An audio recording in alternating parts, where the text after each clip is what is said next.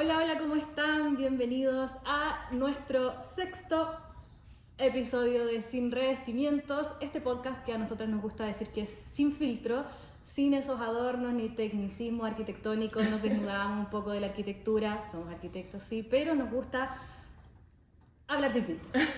Así es. Y bueno, y hablando justamente con este mismo tema de la esencia, vamos a hablar en particular en este capítulo de la esencia de nuestras ciudades, la vivienda y su impacto en lo social. Obviamente este no es un tema solamente que nos toca a nosotros como arquitectos y arquitectas, sino que es un tema que nos afecta a todos, digamos. Y tenemos un invitado. Ya lo ven. Muy especial que sabe bastante, digamos, sobre este tema. Exacto.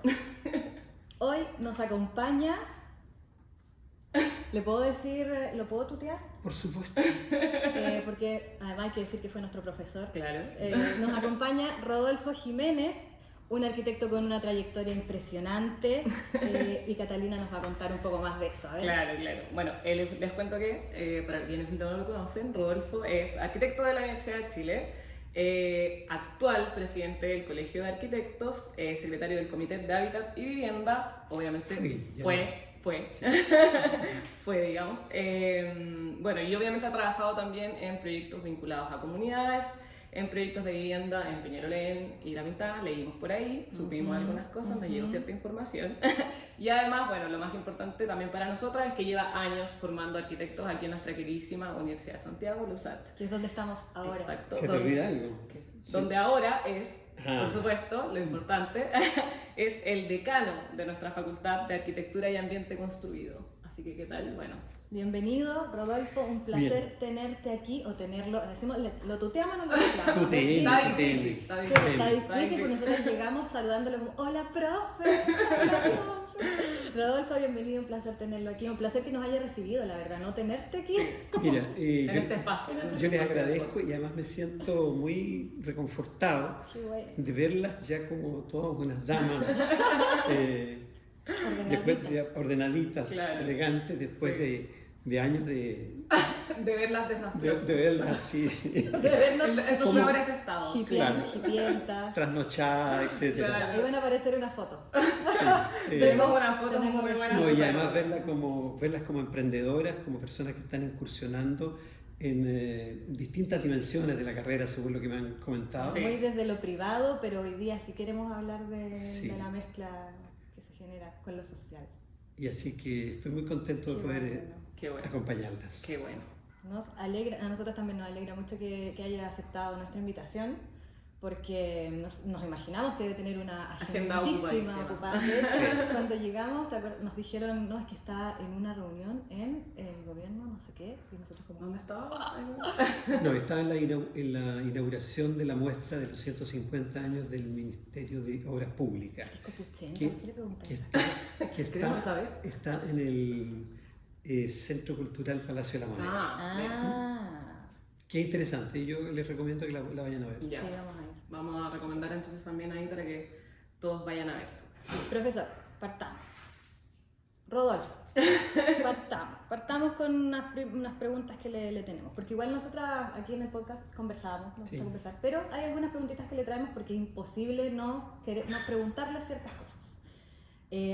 Luego de la introducción que hizo Catalina de su currículum o de algo de lo que comentó ella sobre todo la relación que usted tiene con el ámbito social y académico, cuéntenos un poco más sobre cómo comenzó a vincular el trabajo arquitectónico con el impacto social. Me tengo que remontar a los años 80, particularmente el terremoto del año 1985. El terremoto del 85 produjo en la zona central de Chile un desastre muy grande, particularmente en zonas rurales, pero también en zonas urbanas. Y en ese momento existía una ONG que se llamaba Centro Urbano de Asistencia Técnica, Taller Norte. Casualmente compartíamos el mismo espacio físico. Yo tenía una oficina privada, estaba partiendo con un colega con una pequeña oficina de arquitectura, Y esta ONG tenía arquitectos, a partir del terremoto se abre una oportunidad de apoyo desde la cooperación internacional para crear programas que pudieran ayudar a la gente a resolver sus problemas de vivienda. Eso fue lo primero. Y ahí me invitaron a colaborar porque cohabitábamos un mismo espacio. Es decir, a veces es importante los lugares y los momentos en los que uno está, le abren posibilidades. Sí. Y a partir de ese minuto se estableció una relación ya más profunda. Finalmente me hice parte de esta organización, de la ONG, que fue bastante más conocida como Taller Norte, y desarrollamos, aparte de todo lo que fue las tareas de reconstrucción, una vez terminados esos procesos, todo lo que era mejoramiento habitacional. Estamos en un contexto de dictadura, sí, donde el Estado se desentendía absolutamente de todo. La gente, las poblaciones estaban en una indefensión muy grande, y nosotros teníamos la posibilidad de trabajar en terreno. Particularmente me tocó muy fuerte en la comuna de Lormida, en la comuna de Peñalolén, en la población de Lormida, en la comuna de Peñalolén. En ese momento ahí había sido una toma en los años 70, y lo único que había ahí eran mediaguas. En ese periodo en que nosotros empezamos a trabajar con ellos, hubo un programa que creo que fue del BID, que se llamó de saneamiento, donde se le construyó a las personas, a las familias, unas cosas que se llamaban casetas sanitarias, que eran básicamente un módulo de baño y cocina, con la idea de que las personas pudieran seguir desarrollando una vivienda. Y es ahí desde donde Taller Norte empezamos a trabajar fuertemente en desarrollar iniciativas de cómo lograr, con los mínimos recursos disponibles, que la gente pudiera construir una vivienda adosada a esta caseta y que se integraran como una vivienda. Y junto con esto hacíamos muchos programas que tenían que ver con mejoramiento habitacional en poblaciones. En esa época la gente vivía en unas mediaguas que ustedes no se las imaginarían hoy día. Las mediaguas estaban hechas con tablas tingladas muy precarias, que se filtraba el aire entre medio, y parte del mejoramiento a veces consistía en armar rollos de papel y poner entre medio, poner la aislación. Poner la aislación, claro, cartillas para que la gente pudiera aprendiera a mejorar su vivienda. Pero cómo protegerse de las lluvias.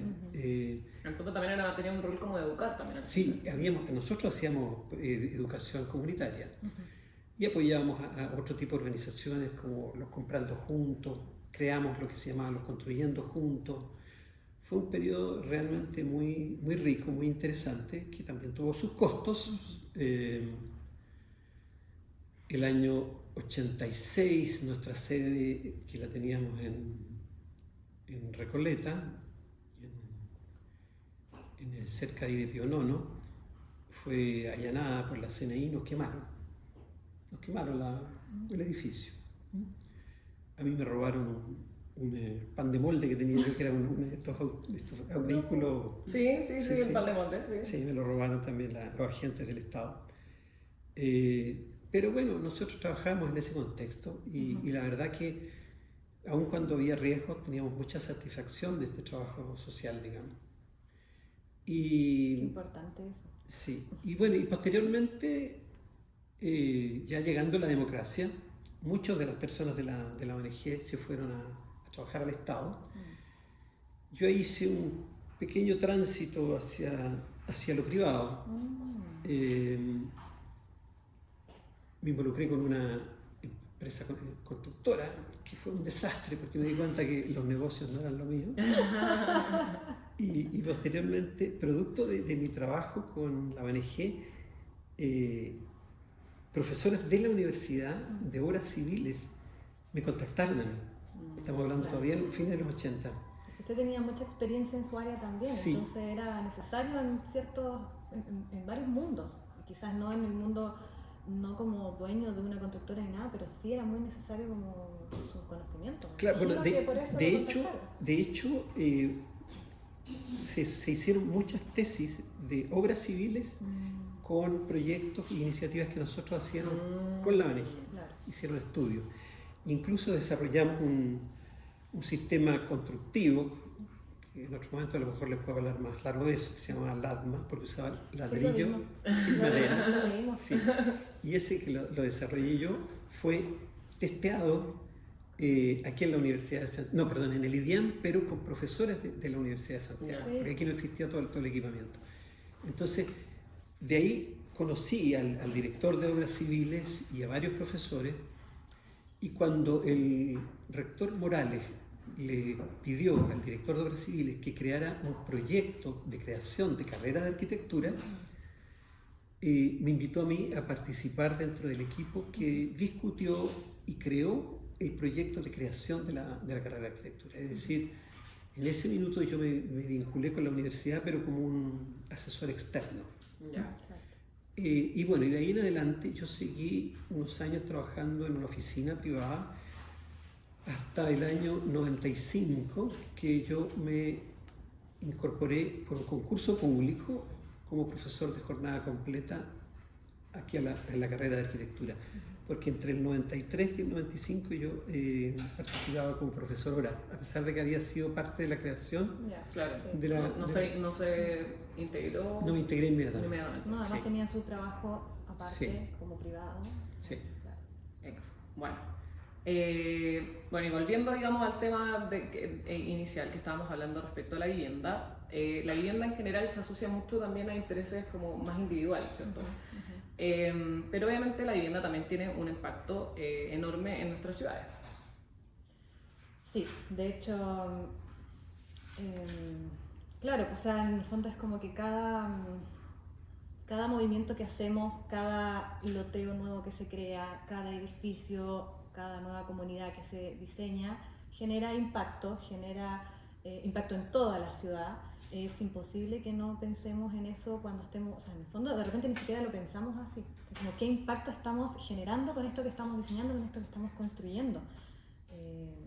La obra física, mayoritariamente en todas las ciudades del mundo, es la vivienda. Exacto. Es decir, todos los edificios de servicios no alcanzan a la magnitud de la De la vivienda. vivienda, Es decir, sí. las ciudades se constituyen fundamentalmente con vivienda. Exacto. Y la vivienda, junto con ser una necesidad, debería constituir un derecho humano que desgraciadamente nuestra Constitución Bueno, no ahí contempla. estuvimos, pero no resultó. Ahí estuvimos. Bueno, en el fondo, como en esta idea de qué pasa cuando los proyectos, digamos, privados están desconectados de la ciudad. Obviamente se genera segregación, hay menos espacios públicos además. Obviamente, como cuando hablamos del impacto de la construcción, también eso genera problemas en el transporte, por ejemplo, en la conectividad. Entonces, mi pregunta para Rodolfo es la siguiente. ¡Tarán! ¿Cuál podrías decirnos tú que son como los principales errores que podríamos detectar en los proyectos privados que se suelen cometer, que generan, digamos, esta desconexión con el contexto social y urbano? Mira, Todos queremos saber. yo creo que el problema es que hoy día, y desde hace muchos años, dejó de hacerse ciudad. Se ha hecho vivienda. Sí.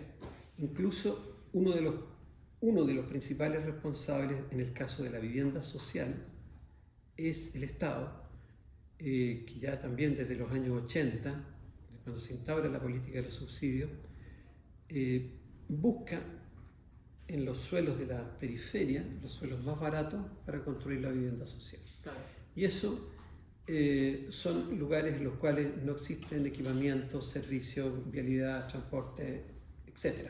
Es decir, Hay un caso que es que es como el más emblemático, yo creo, de la ciudad, que es Bajos de Mena, digamos, que exactamente. Estudiamos harto cuando estábamos. estudiamos bastante cuando Sí. estábamos. Sí, porque ese caso es el más emblemático en nuestra región. Claro. Pero los bajos de Mena, digamos, que los equivalentes existen en muchas regiones. Sí, en todo, o sea, Yo digo que en el fondo uno siempre cuando viaja, digamos, como dentro de nuestro país y baja al sur o al norte, siempre se encuentra estos núcleos como que están desconectados de la ciudad y que son viviendas sociales. Y están muy desconectados de la ciudad. Y en eso, tanto la localización como la forma urbana importan.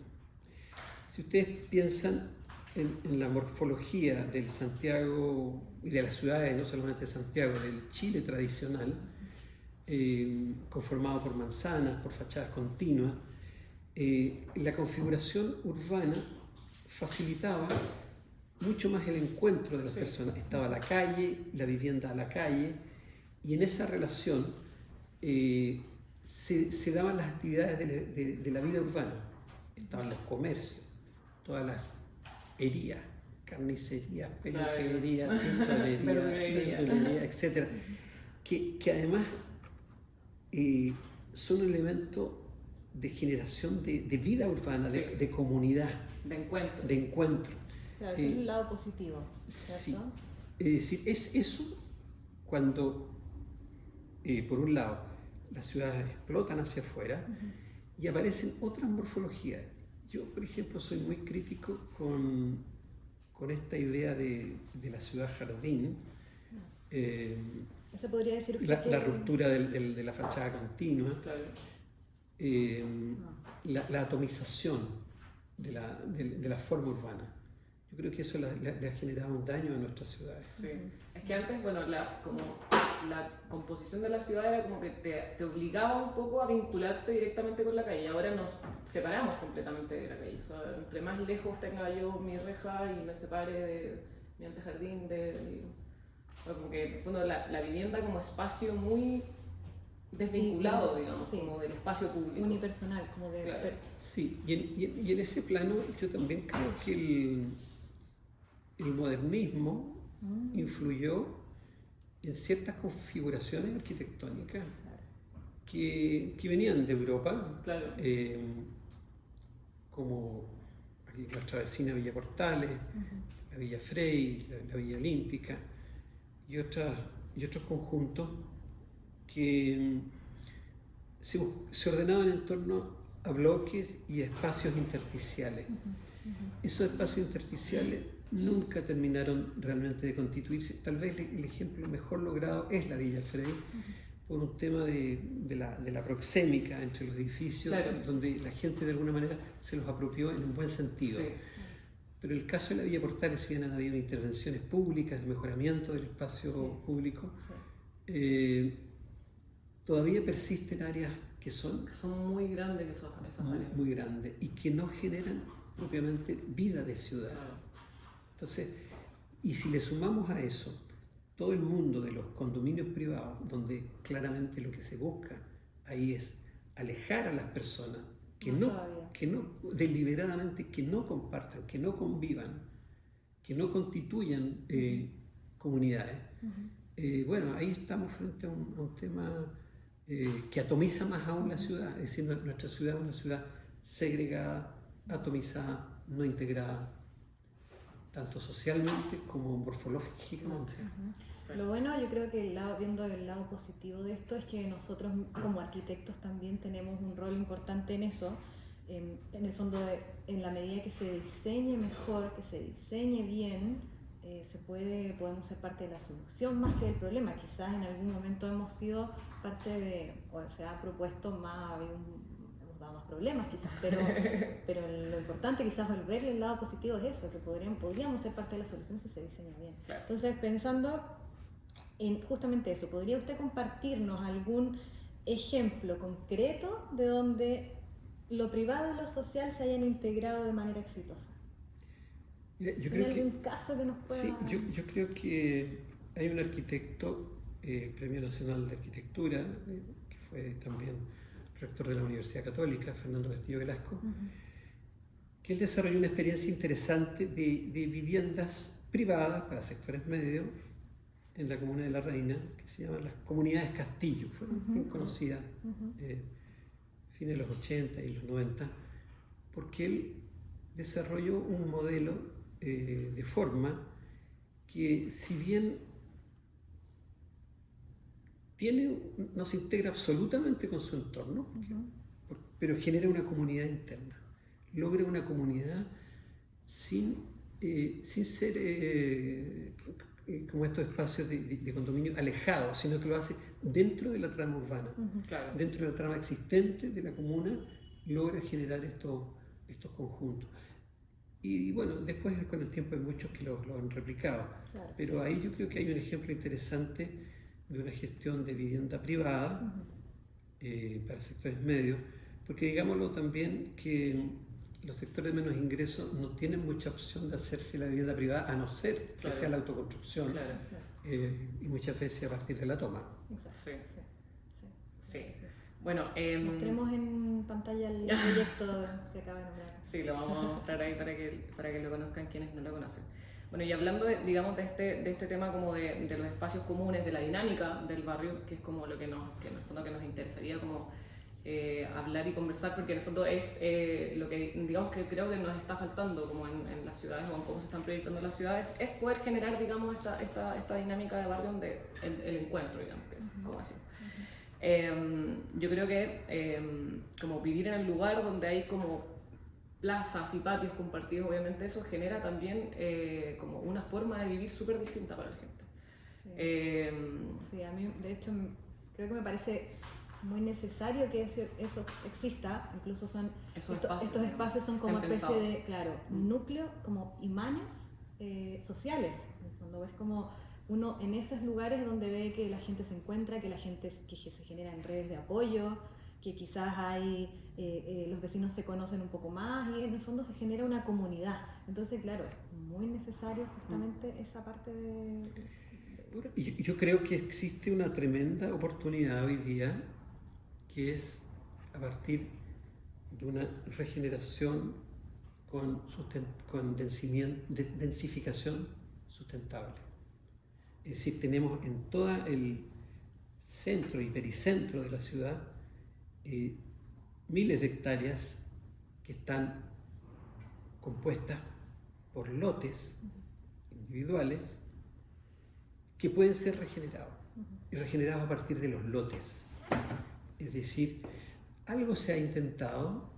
Nosotros en la ONG partimos con una iniciativa que hoy día se llama Pequeño Condominio, porque en los años fines de los 80, los 90, le llamábamos densificación de lote, que esa idea partió ahí en Taller Norte, pasó al Ministerio de la Vivienda con el ministro Echeverri, el primer ministro de Democracia, y ha ido evolucionando en el tiempo.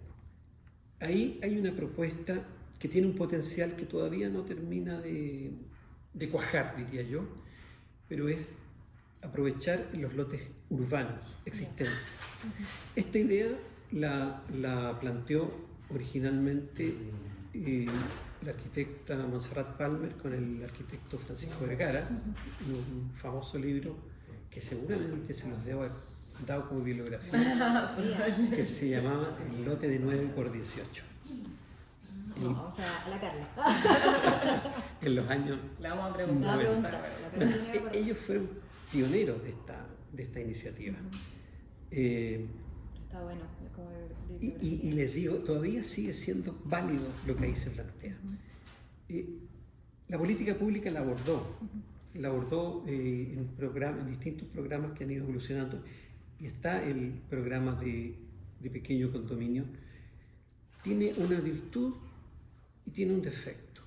La virtud es que se basa en la solidaridad parental, es decir, el dueño de un lote, aquí está el lote, comparte para que se construya un pequeño edificio acá, 4 pisos, con su familia, pequeño condominio. Pero parte de la base que es legítima, que es maravillosa, que es la solidaridad familiar. Pero ¿qué pasa si el vecino de acá o el de acá le gustaría hacer un edificio en su lote? Claro. Pero no quiere compartirlo con ningún allegado. No existe la posibilidad de una iniciativa en la cual este vecino pudiera desarrollar su proyecto con apoyo técnico, con apoyo financiero, y que desencadene un proceso de regeneración, pero de tipo orgánico. Es decir, que haya muchos desarrolladores y no todos pensando que tiene que ser necesariamente con el Estado. Claro. Es decir, el Estado, y esto lo puedo afirmar categóricamente, no es capaz de resolver el déficit habitacional. Ni este, ni el futuro gobierno, ni muchos futuros gobiernos no son capaces. No existen los recursos para resolver eso. Es decir, la única forma es incorporar nuevos actores. Y esos actores tienen que ver público-privado. Sí. Es decir, el propietario de un lote posee un bien, posee un activo financiero. Exacto. Es decir, ese lote que hoy día tiene su casa, mejor o peor, puede constituir un elemento que puesto como una gestión inmobiliaria de baja escala, porque a veces la gente tiene temor a inmobiliario. No, estamos hablando de una gestión inmobiliaria caso a caso, donde los municipios pueden intervenir como promotores, organizadores. El Estado puede concurrir con financiamientos económicos. La empresa constructora pueden construir con pequeñas empresas. Pero, profe, ¿cómo podríamos nosotros ir, cómo como arquitectos nosotros convencemos a los clientes privados de que esa integración social los beneficie? Porque son privados en el fondo. Entonces... Bueno, en este caso, si estamos hablando de lotes, la gente se va a convencer cuando tenga un beneficio. Claro, en el fondo, sí. Que en este caso igual obviamente siempre tiene un rédito económico, ¿cachai? O sea, yo creo que por ahí en el fondo también va la idea también de poder en el fondo como convencer. Yo creo que va respecto a que esto también de alguna manera sea un beneficio social, pero también sea algo que sea rentable. Entonces ahí en el fondo hay como que... No hay que tener miedo que alguien, un propietario, gane. Exacto. Que Sí. a lo mejor si va a recibir un financiamiento externo, si van a construir 4 o 6 departamentos, se quedará con uno para su uso personal y otro para renta. Pensemos, por personas que hoy día reciben jubilaciones de 200, 300 mil pesos, Claro. podrían tener un departamento a lo cual le sacarían una renta de 500, 600 mil pesos. Es decir, además ayuda a resolver el tema de las jubilaciones, que hoy día son miserables. Entonces, usted nombraba a las inmobiliarias, a las constructoras.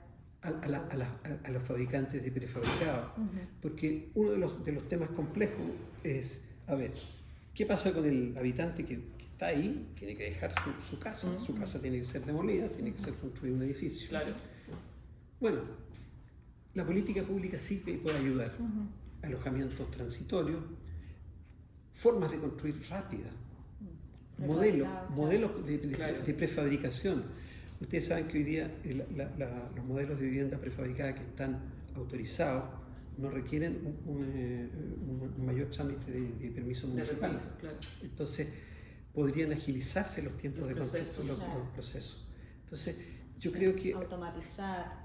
hay que sacarle un poco de carga al Estado, hay que transferir a las capacidades que tienen las personas.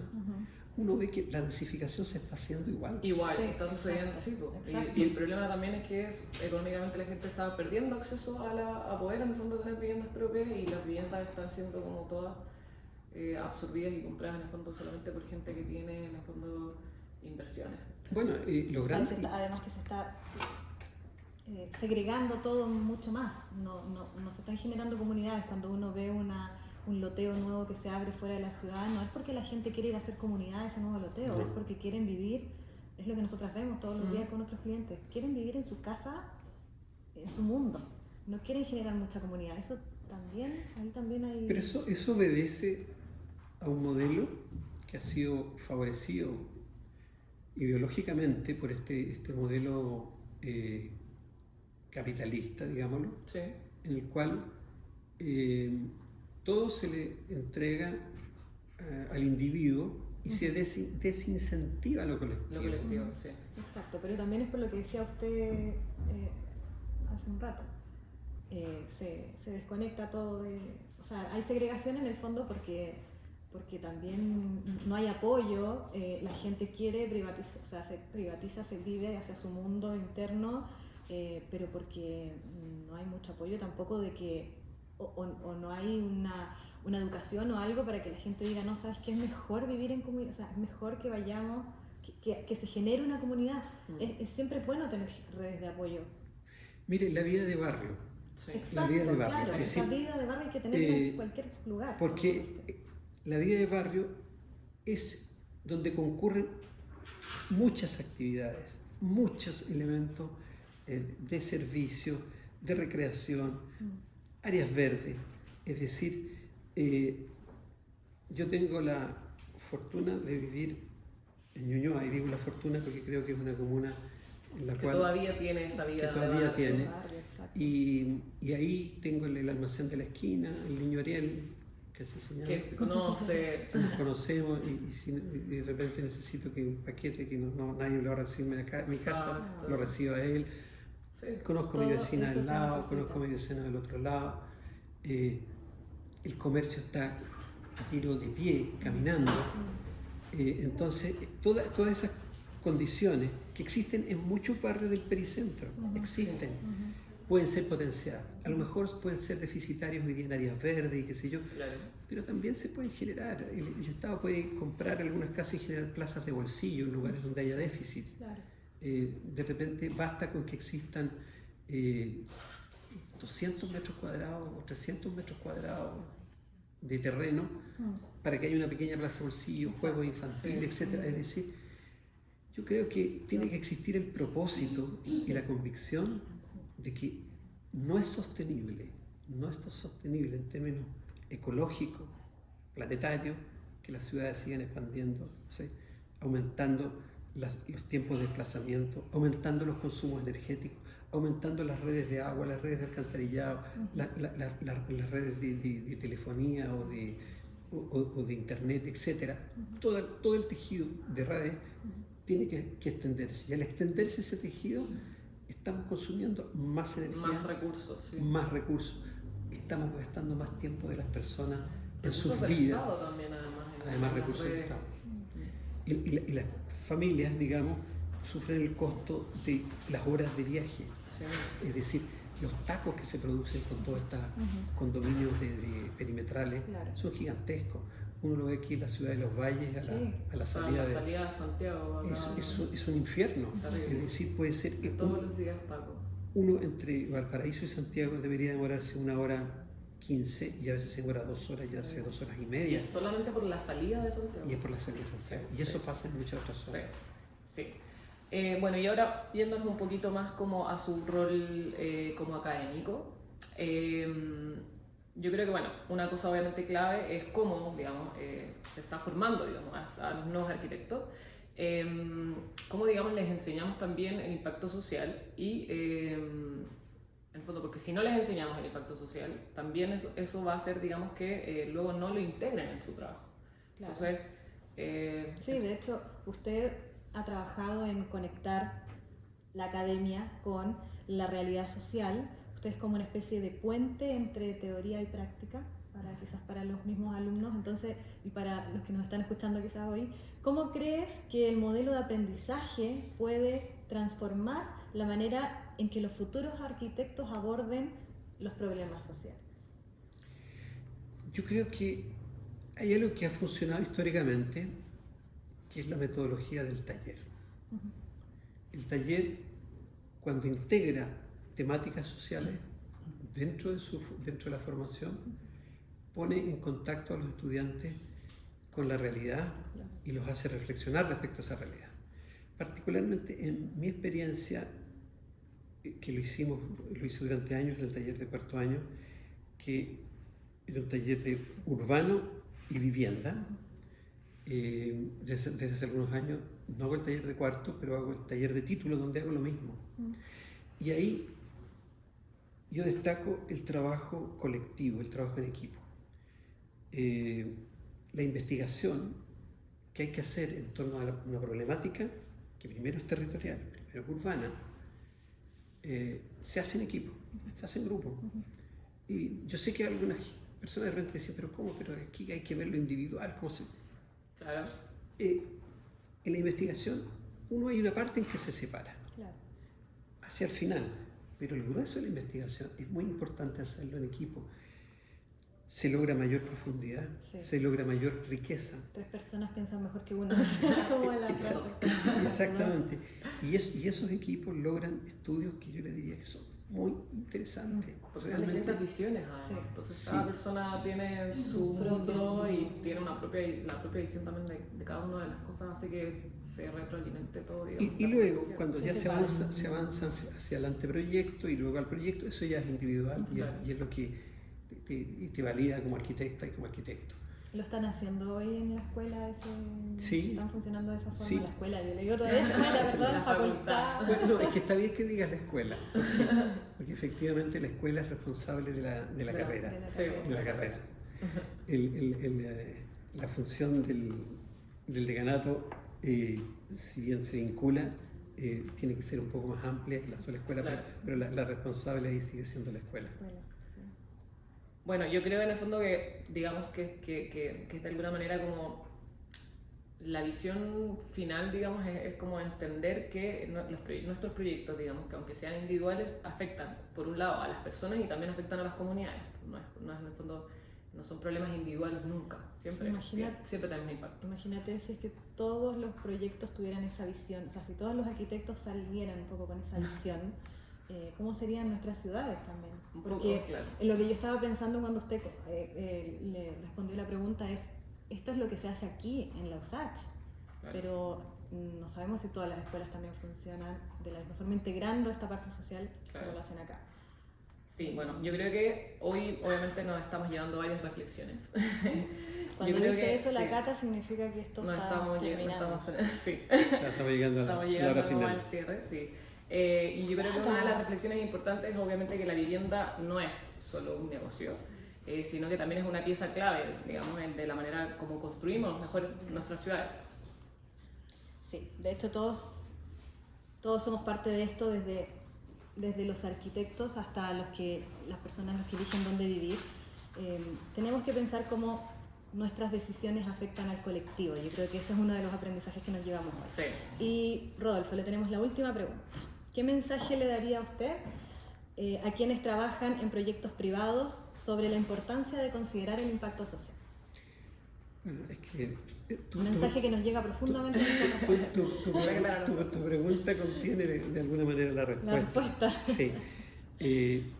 Mira, somos seres sociales, nos guste o no, hemos sobrevivido como especie por miles de años, cientos de miles de años, y ha sido precisamente por la capacidad que tenemos los humanos de constituir comunidades. Si nosotros seguimos avanzando en esta dispersión, disgregación, avanzamos hacia un colapso. Es decir, es de interés de la sobrevida de la humanidad en que lo que nosotros hagamos siempre considere a las y a los otros, Sí. que somos parte y que cada una de nuestras acciones, y nosotros actuamos sobre el territorio permanentemente, la obra física afecta el territorio. Cada vez que uno invade un suelo agrícola, está construyéndolo, está afectando el territorio.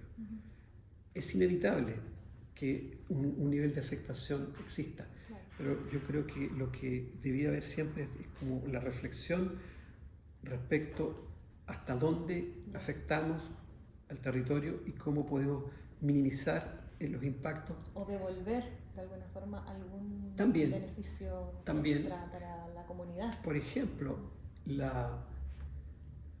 a veces se piensa que solamente la arquitectura y el urbanismo arrasa. También está la posibilidad de generar nuevos paisajes, Claro. Sí, arborizar, generar parques. entregar algún área verde de uso común, como que todos tengan derecho sobre ese espacio común. Sí, o sea, hay muchas inmobiliarias hoy que están en áreas agrícolas haciendo este tipo de cosas. Y la arquitectura es Cediendo una herramienta. No somos responsables de todas las cosas porque hay cuestiones que tienen que ver con normas y otras. Sí, Exacto. Pero sí, la arquitectura importa Ujú. sí. y el diseño importa. hay buenos y malos diseños, hay buenas y malas soluciones. Qué buen mensaje.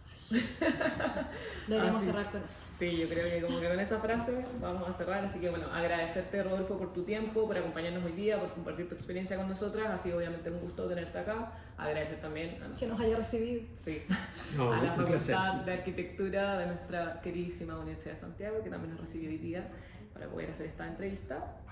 Muchas gracias, Rodolfo. Gracias a ustedes. Muchas gracias también a ustedes por escucharnos y recuerden seguirnos en nuestras redes sociales, las voy a mencionar, _a_USACH, Colegio de Arquitectos también pueden seguir, y a Podcast Sin Revestimientos, que es nuestra red social principal.